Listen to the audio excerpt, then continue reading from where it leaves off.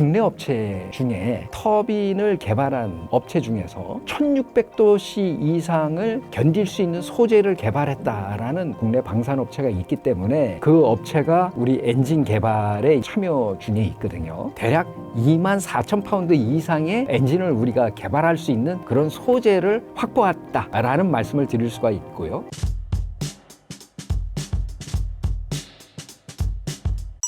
최근 KTF 5500 엔진이 주목받는 이유는 무엇인가요?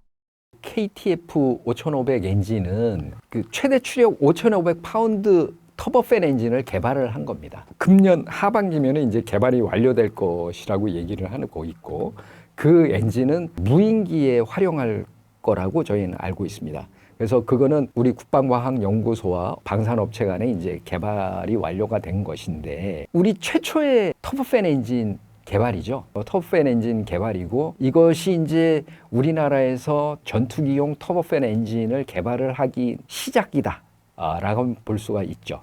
그래서 이것을 시작으로 해서 저희가 16,000파운드급 전투기용 터보팬 엔진을 이제 개발을 할 계획으로 있고, 상당히 많은 기술을 이 5,500파운드짜리 터보팬 엔진을 개발을 함으로써 기술이 축적됐다, 이렇게 볼 수 있겠습니다. 근데 이제 이것을 전투기에 쓰기는 추력이 약하기 때문에, 하지만 이것을 무인기에 활용하기에는 괜찮은, 어느 정도 활용할 수 있는 그런 정도의 추력을 가졌다라고 말씀드릴 수 있겠습니다. 국산 엔진 개발이 왜 중요한 건가요? 엔진 하나를 개발하는데 상당한 기간과 많은 돈이 들어가기 때문에 우리가 그 엔진을 사올 수만 있다면 사다가 쓰는 것이 좋다고 저도 개인적으로는 생각을 합니다. 그러나 예를 한번 들어보겠습니다. 저희가 KF-21을 개발하면서 선정한 엔진이 F414G400 엔진입니다. 그 엔진의 최대 추력은 말씀드린 것처럼 후기 연소기죠. 애프터버너를 사용했을 때 22,000파운드입니다. 그러나 이 세 개에는 그거보다 더 좋은 엔진이 많이 있습니다. 예를 든다면 F16에 들어가는 엔진은 지금 우리가 F16, F15에 들어가는 F110 엔진, F100 엔진, F110 엔진, 이것은 지금 우리 한화 에어로스페이스에서 라이센스 생산을 하고 있거든요. 그 엔진은 29,000파운드입니다. 29,000파운드인데 심지어 우리 한화 에어로스페이스에서 그것을 라이센스 생산하고 있음에도 불구하고 미국이 그걸 우리한테 사용하도록 허가를 안 해주고 있거든요. 그 다음에 지금 F-35에 들어가는 F-135 엔진은 43,000파운드입니다. 엄청나지 않습니까? 그런 엔진, 많은 엔진들이 있습니다. 하지만 그러한 것들은 어떤 그 전략적인 장비로 그 미국에서 선정을 해놨기 때문에 다른 나라에 팔지를 않습니다. 그래서 우리가 사올 수 있다면 좋겠죠. 그러나 F414 엔진이 저희가 확보할 수 있는 최선의 엔진이었던 것이죠. 그래서 만약에 우리가 어떤 새로운 항공기를 개발을 하겠다라고 한다면 더 이상 사올 수 있는 엔진은 없습니다. 다른 나라에서 거기서 팔지를 않기 때문에. 그 다음에 이제 두 번째는 그 엔진을 유지보수하는데 많은 돈이 들어간다는 겁니다. 심지어는 그 어느 엔진에 하나 문제가 있다면 그 엔진을 통째로 제작사에다가 보내야 되는 그런 문제도 있을 것이고요. 하지만 지금 F414 엔진 같은 경우는 우리 한화 에어로스페이스에서 라이센스, 즉 면허 생산을 하기 때문에 작은 결함 같은 것들은 이제 한화 에어로스페이스에서 수정을 하겠지만, 큰 결함 같은 것들은 미국으로부터 그 부품이 와야지만, 또는 어떤 경우에는 그걸 들고 미국에 가야 되지만 수리가 되는 그러한 문제점들이 많고요. 그 다음에 그 엔진 자체에서 조금 더 성능을 개량을 할 필요성이 있을 때는 어마어마한 돈을 또 G사에다가 돈을 주고 성능 개량을 해야 되는 그러한 어려움들이 있기 때문에 우리가 기술만 할 수 있다면 저희가 개발하는 것이 좋다. 또 우리는 앞으로 새로운 항공기들을 좀 더 개발을 해야 되지 않겠습니까? 그러면 엔진은 100% 개발을 해야 될 우리의 과제이다라고 말씀드릴 수가 있습니다. 왜냐하면 다른 나라에서 새로운 엔진을 팔지를 않기 때문에, 그렇기 때문에 할 수 있다면 빠른 개발이 필요합니다. 이 엔진은 그 항공기의 성능과 직결됩니다. 엔진의 추력이 세면 무장도 많이 하고 또 기동 성능도 좋아지고, 그렇기 때문에 엔진이 고성능이면 고성능일수록 더 좋아지는 것이고요. 요즘 엔진들은 어떤 또 추력이 좋을 뿐만 아니라 어떤 또 성능을 가지고 있냐면 추력 편향이 됩니다. 추력 평양이라는 것은 그냥 보통 엔진을 갖고 있는 항공기 같으면은 선회를 하려면 이렇게 멀리 원을 그리면서 선회를 하나, 추력 편향 항공기 같으면은 갑자기 이렇게 쭉쭉 꺾어지는, 왜냐하면 엔진의 추력이 방향을 변화를 시키거든요. 그래서 많은 그 영상에서 보셨는지 모르겠습니다만 F-22 항공기가 기동할 때 보면 바로 여기서 기술을 들어버립니다. 일반적인 그 엔진을 가진 항공기는 여기서 기술을 들을 때 이렇게 원을 그리면서 기술을 드는데 F-22 항공기 같은 경우는 여기서 바로 끌어버리고 위로 올라가다가 다시 또 거꾸로 이렇게 수직으로 끌어당겨버리는 그러한 형태를 가지고 있고요. 그 다음에 슈퍼크루즈라고 그래서 후기 연소기를 사용하지 않고 일반 우리는 그 밀리터리 파워라고 하는데요. 밀리터리 파워 상태에서 초음속이 가능합니다. 그거를 또 지속해서 오랜 시간 유지를 할 수 있습니다. 그런 뛰어난 성능을 많이 가지고 있기 때문에 더더욱이 그 항공기의 성능이 좋아지는 것이죠. 예를 든다면 근접 공중전 같은 건데요. 근접 공중전에서는 적기를 격추시키기 위해서는 기총을 쏘거나 아니면 단거리 적외선 미사일을 씁니다. 그럼 단거리 적외선 미사일을 쓰려면 이 앞에 적기가 계속 회피하기 위해서 선회를 하죠. 다방구라는 놀이를 해보셨나요? 술래가 상대방을 잡기 위해서 막 쫓아가면은 빙글빙글 돌면은 빨리 이렇게 가파르게 선회를 하면은 바깥으로 튕겨져 나가지 않습니까? 그죠? 자동차도 마찬가지고요. 그러기 위해서는 튕겨나가지 않기 위해서는 안으로 들어와야 되는데 이 안으로 들어와야 되기 위해서는 많은 에너지와 중력가 속도를 가져야 됩니다. 그러나 만약에 추력 편향된 항공기라면 여기서 바로 꺾어서 안으로 넣을 수가 있겠죠. 그러면 쉽게 적기를 격추시킬 수 있는 이런 능력. 그 다음에 그렇다는 의미는 적이 나를 쫓을 때는 또 그런 추력 편향 성격을 갖는다면 빠르게 꺾어서 회피한다거나 아니면 빠르게 위로다 채고 올라간다거나 그래서 상대방을 추월시킬 수 있는 그런 능력을 갖기 때문에 상당히 뛰어난 성능을 갖게 되는 겁니다. 고성능 엔진을 개발할 수 있는 나라가 별로 없다고 하던데요. 엔진을 개발할 수 있는 나라는 서방 국가에서는 미국, 영국, 프랑스 이 세 개 국가고요. 그 다음에 동구권에서는 러시아, 중국 이 5개 나라뿐이 없습니다. 제가 말씀드리는 것은 전투기 엔진을 말씀드리는 겁니다. 이 5개 나라뿐이 없습니다. 그리고 그 중에서 추력 편향 엔진이죠. 슈퍼크루즈는 프랑스나 영국 된다라고 알고 있고요. 그러나 추력 편향 엔진 같은 경우는 미국, 러시아, 중국도 그런 엔진을 개발했다는 얘기는 있으나 그거는 확실치가 않은데 제가 아는 지식으로서는 확실치는 않은데 미국과 러시아 이 2개는 확실히 추력 편향 엔진을 개발해서 생산하고 있습니다.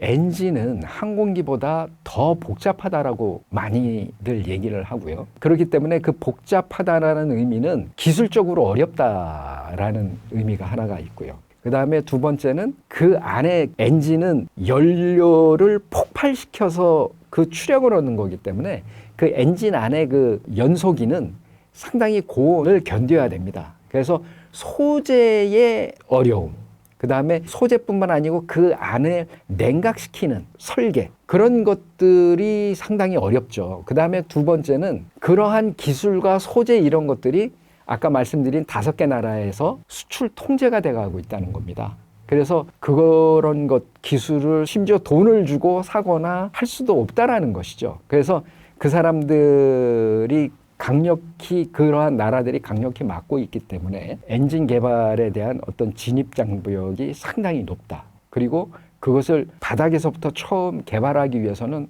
많은 돈과 시간이 걸린다 하는 겁니다. 엔진 개발의 중요한 소재 과학의 우리나라 수준은 어느 정도인가요? 잘 모르겠습니다. 왜냐하면 제가 그런 쪽엔 전문가가 아닌데 그러나 기본적으로 많은 교수님들이나 전문가들이 얘기할 때 보면 우리나라가 기초과학이 조금 부족하다라는 그런 얘기들을 많이 하시지 않습니까? 그런 측면에서 봤을 때는 상당히 좀 선진국들에 비해서는 떨어져 있다. 그렇다라고 생각이 들고요. 하지만 이제 엔진만 봤을 때는 이런 말씀을 저는 드리고 싶습니다. 우리 KF-21이 사용하고 있는 F414 엔진의 터빈 쪽의 그 최고 온도는 대략 섭씨 1500도씨라고 알려져 있습니다. 섭씨 1500도씨의 온도를 견디는 그런 엔진이라면 아까 말씀드린 것처럼 추력이 22,000파운드가 나온다는 것이죠. 그래서 통상적으로 한편으로 이제 그 엔진의 여러 가지 조건에 따라서 틀리겠지만 룰 오브 썸, 흔히 얘기하는 뭐 그럴 거야, 그 정도면 이럴 거야라는 그 룰 오브 썸에 따르면 터빈이 견딜 수 없는 온도가 100도씨가 올라감에 따라서 추력은 대략 10%가 상승한다 라는 얘기가 있습니다. 그런데 우리나라 국내 업체 중에 터빈을 개발한 업체 중에서 1600도씨 이상을 견딜 수 있는 소재를 개발했다라는 국내 업체가 있습니다. 국내 방산업체가 있기 때문에 그 업체가 우리 엔진 개발에 이제 지금 참여 중에 있거든요. 그 업체가 1600도씨를 실질적으로 개발했다라고 하면 F414 엔진이 1500대씨에 22,000파운드이지 않습니까? 그러면 거기에 10%면 대략 24,000파운드 이상의 엔진을 우리가 개발할 수 있는 그런 소재를 확보했다라는 말씀을 드릴 수가 있고요. 그런 의미에서 본다면 앞으로의 터보팬 엔진, 전투기용 터보팬 엔진을 개발하는 데는 큰 산은 넘어갈 수 있는 거 아닌가, 이런 생각이 좀 듭니다. 두산 에너빌리티는 이제 발전소용 스터빈 엔진을 개발을 했는데 이 터보팬 엔진도 가스터빈 엔진이랑 거의 같은 그런 어떤 원리거든요. 그 대신 그것을 얼마만큼 작게 만들고, 그 다음에 항공기용 엔진에는 엔진에 붙는 여러 가지들이 많이 있습니다. 뭐 제너레이터도 붙어야 될 것이고, 그 다음에 하이드롤릭 펌프도 붙어야 될 것이고, 그 엔진에서 나오는 동력으로 여러 가지들을 움직여줘야 되기 때문에 이러한 것들에 대한 설계 능력, 그 다음에 기술적인 문제, 이런 것들이 좀 해소가 돼야 될 것이고요. 또 한편으로는 우리 한화 에어로스페이스는 또 그 라이센스 생산을 많이 해봤기 때문에 그러한 기본적인 어떤 설계 개념을 다 가지고 있으니까 제가 판단할 때는 국방과학연구소가 중심이 돼서 터보팬 엔진 15,000파운드 이상의 터보팬 엔진을 개발을 하면서 우리나라 그 국내 업체들을 잘 협조하게 묶어서 활용을 한다면 저희는 충분히 가능성이 있다고 봅니다. 엔진 개발 국산화에 성공하면 경제적 파급 효과는 얼마나 될까요?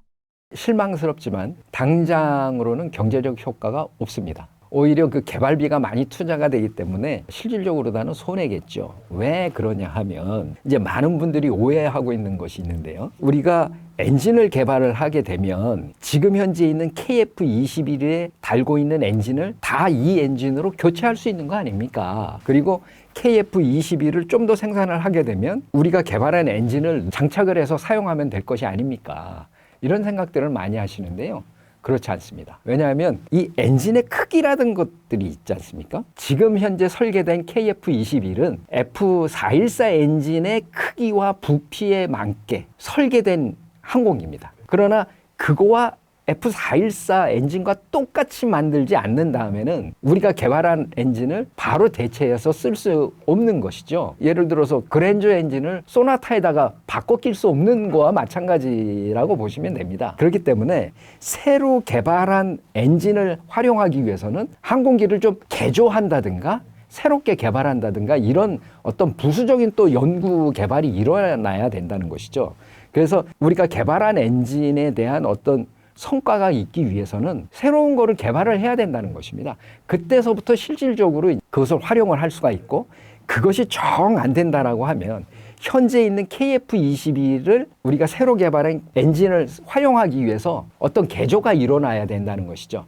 그러면 이제 비용 대 효과적인 측면에서 새로운 항공기를 개발을 해야 될 것이냐, 아니면 현재 가지고 있는 레가시들을 개조해서 이것을 써야 될 것이냐 하는 문제가 있는 것이죠. 그런 측면에서 본다면 엔진을 개발한다 해도 경제적인 어떤 효과는 보기가 어렵다. 하지만 향후 우리가 새로운 항공기를 개발했을 때는 KF21처럼 엔진을 사오지는 않겠죠. 그런 측면에서 본다면 어떤 경제적인 효과가 뛰어나게 되는 것이고, 그리고 향후 우리가 새로운 항공기를 개발하거나 KF21을 개조 개발해서 우리 엔진을 쓴 것을 다른 나라에 수출했을 때, 그럴 때는 지금 KF21을 수출한 것보다는 더 많은 경제적인 이득을 우리가 취할 수가 있겠죠. 그래서 하나의 엔진을 만들어 놓게 되면 그것을 이용을 해서 엔진의 그 핵심 코어라고 얘기를 하는데요. 그 핵심 코어를 이용해서 좀 더 좋은 엔진으로 다 계속 만들어 나갈 수 있는 그런 기술의 업그레이드가 가능합니다. 예를 든다면 우리 한국항공우주산업이 생산하고 있는 FA50에 들어가는 엔진이 F404 엔진입니다. 지금 KF21에 들어가는 엔진은 F414 엔진입니다. 뭔가 좀 이름이 비슷하지 않습니까? 그 의미는 F404 엔진을 토대로 해서 그 핵심 코어를 가지고 개발을 한 것이 F414 엔진입니다. 그것처럼 우리나라가 터보팬 엔진을 개발을 한다면 그것을 또 이용을 해서 더 많은 추력을 가진 새로운 엔진을 또 충분히 개발을 할 수 있는 그러한 것이 되기 때문에 엔진 개발은 반드시 필요하다라고 저는 봅니다. 캐나다의 미국과 관계 악화로 인한 KF-21 언급은 어떻게 보시나요? 결론적으로 K방산의 우수성에 대한 얘기인데요. 그냥 제 개인적인 의견입니다만 우리나라에서 개발한 그 무기 체계는 저희가 작전 요구 성능이라고 얘기를 하는데요. ROC라고 얘기를 하는데 그 작전 요구 성능에 따라서 이제 개발이 되는 건데 우리 군이 요구하는 작전 요구 성능이 대단히 높고 까다롭습니다. 그래서 개발하고 난 다음에 그 작전 요구 성능이 충족하는지 시험 평가를 할 때 많은 무기 체계들이 성능에 도달하지 않는다고 불합격 판정을 받는 무기체들이 많고 그것을 다시 성능을 개선을 해서 이렇게 합격 판정을 받는 무기 체계들이 많습니다. 그래서 한때는 우리 방산업계라든가 많은 사람들이 우리 군의 요구 성능이 너무 높다 뭐 이런 얘기를 많이 하는데 저는 지금 K방산이 이렇게 우수하게 된 것은 그러한 요구 성능을 냈기 때문에 이러한 결과가 있지 않았는가.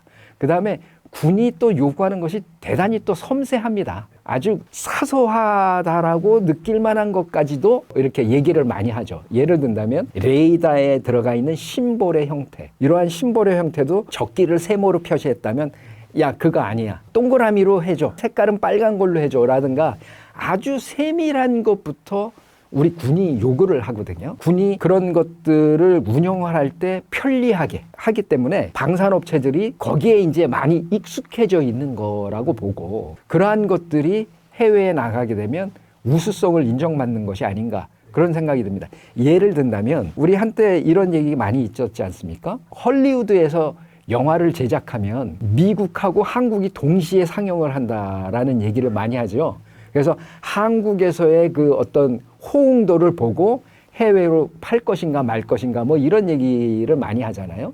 그 다음에 핸드폰이라든가 전자장비도 마찬가지. 우선 한국에서 먼저 발표를 하고 그것의 성능을 보고 한국 커스터머들이 어떤 불만이 있는지를 보고 또 새롭게 고쳐서 제품을 내놓는다는 이런 말이 있지 않습니까? 그래서 한국은 일종의 테스트 베드다라는 말이 있는데 마찬가지로 우리 군도 대단히 까다롭습니다. 대단히 까다로워서 우리 방산업체들이 그런 측면에 지금 수십 년 동안 많이 적응을 해왔기 때문에 우리가 만든 방산 무기 체계들도 그러한 형태를 가지고 있지 않나 그런 생각이 들고 두 번째는 신속한 후속 군수 지원입니다. 그 해외에서 저희가 그 수출을 한 다음에 어떤 결함이 생겼다라든가 문제가 생겼다 할 때는 신속하게 그 제작사에서 파견이 돼서 그 나라 군이 어려워하는 것을 해소시켜주는 그런 작업들을 많이 하죠. 그것도 역시 우리 군이 또 그렇게 합니다.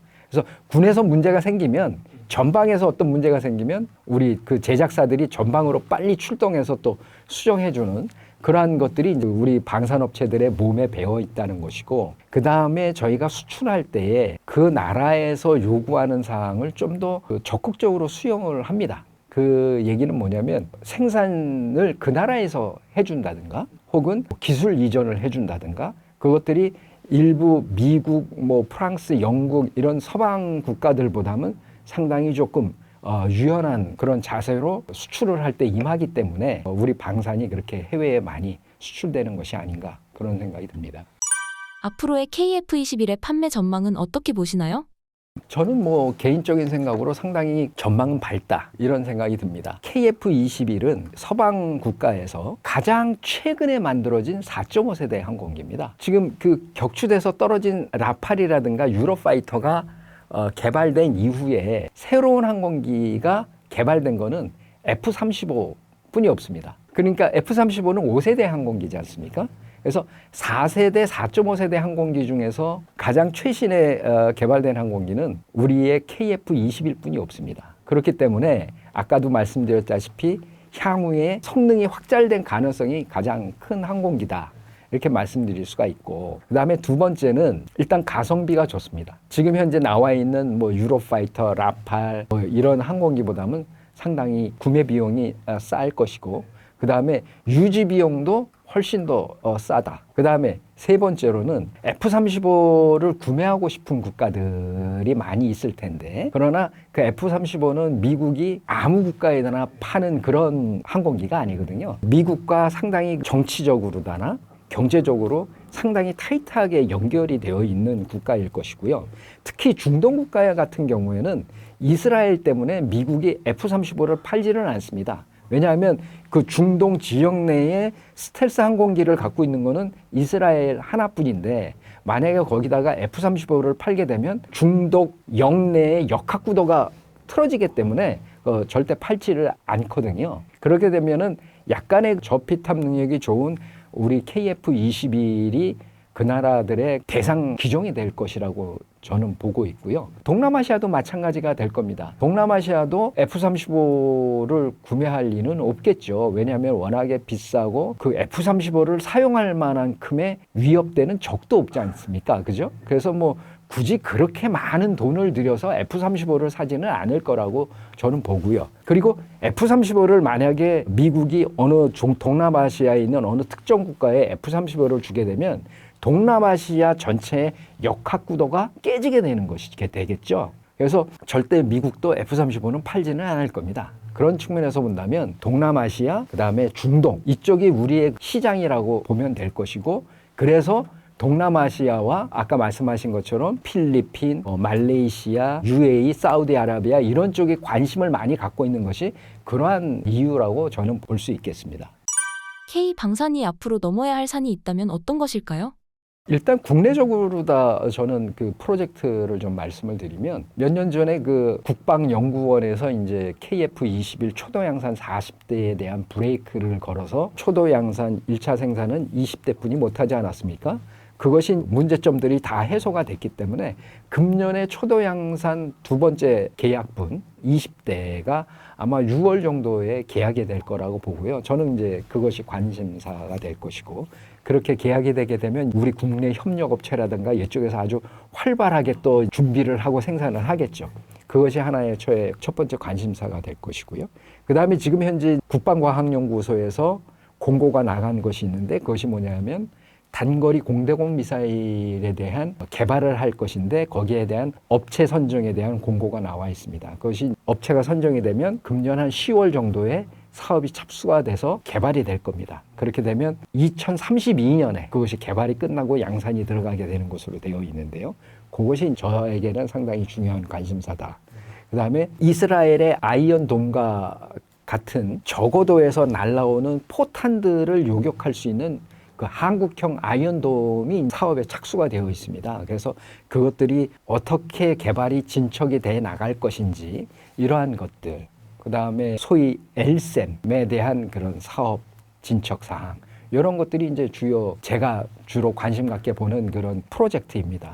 그 다음에 앞으로 우리 K방사에 이제 넘어가야 될 산이 있는데, 작년, 재작년까지만 해도 저희가 이제 폴란드의 FA-50이라든가 K2 전차, 그 밖에 그 동구권 국가의 K9 뭐 이런 것들을 팔면서 상당히 우리 K방산이 고무가 돼 있었고, 앞으로 유럽까지도 우리가 유럽 시장을 점령할 수 있을 거야, 이런 생각들을 많이 갖고 있었는데, 이제 트럼프 대통령이 나오면서 야, 유럽은 너희들이 책임져, 그리고 나토에다가 돈 많이 내지 않으면은 우리 뭐 손 뗄 수도 있어, 뭐 이런 식의 이제 위협을 가하는 바람에 EU에서는 최근에 EU 재무장 계획을 발표를 했죠. 그 다음에 독일 같은 경우는 마찬가지로 독일 재무장을 하기 위해서 예산을 어떻게 쓸 것인가 하는 이런 계획들도 많이 발표를 했기 때문에, 이제 저희의 꿈의 시장이 오히려 그 유럽이 자체 생산을 하는 것으로 바뀌었기 때문에, 만약에 유럽이 그런 무기 체계를 자체 생산하고 기존에 있던 생산 라인들을 복구하게 된다라고 하면 폴란드라든가 기타 여러 나라들이 한국에서 무기 사오는 것에 대한 많은 압력을 받게 될 겁니다. 그리고 EU 영내에서 생산되는 무기 체계를 사오고자 노력을 할 것이고 또 그것들이 많이 생산되게 되면 그것들을 또 다른 나라에 팔고자 하는 그런 노력들이 많아지게 되겠죠. 그렇게 되면 이제 우리 K방산의 경쟁자가 더 많아지게 되는 거기 때문에 그러한 것들을 우리 정부와 방산업체가 협력해서 어떻게 헤쳐나갈 것인지 하는 것들이 그 큰 과제가 될 것이라고 저는 생각됩니다.